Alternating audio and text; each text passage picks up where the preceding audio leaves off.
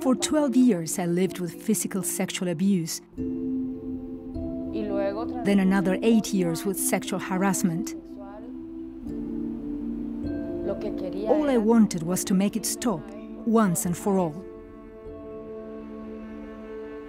The abuse began between 1977 and 78, when I wasn't even 10 years old.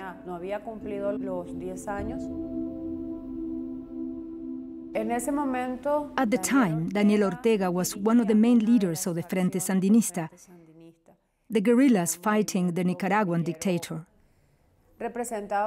We just saw him as my mother's boyfriend. It began with him touching me and invading my privacy as a little girl.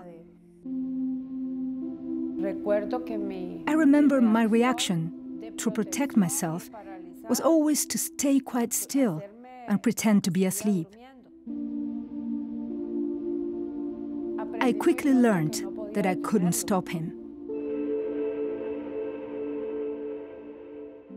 In 1979, the dictator Somoza was overthrown by the Frente Sandinista, and Daniel Ortega became head of the governing junta with even more power.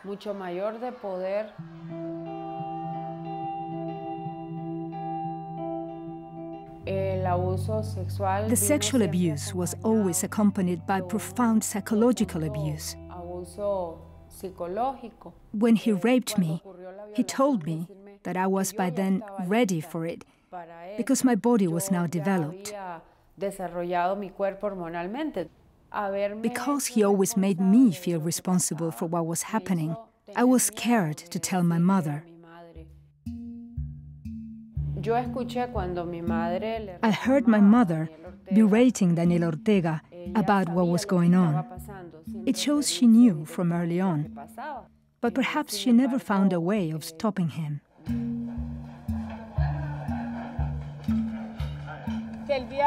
Today, I have decided to make it public that I am bringing a legal case against Daniel Ortega.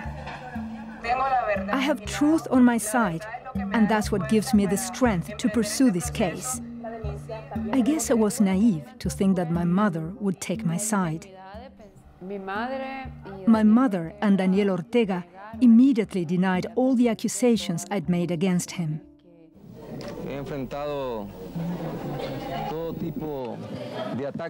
I faced all sorts of attacks and accusations, manipulations and conspiracies in my life.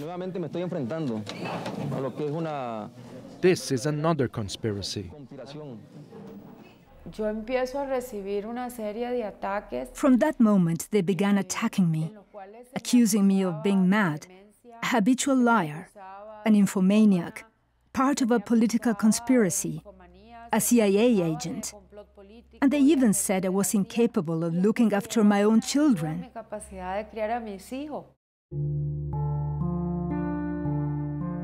Daniel Ortega appeared 3 years later in court, when he felt in complete control of the judiciary.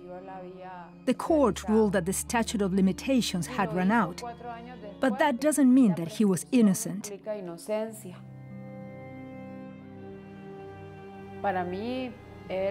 For me, he will always be the abuser, and she will always be the mother who was his accomplice.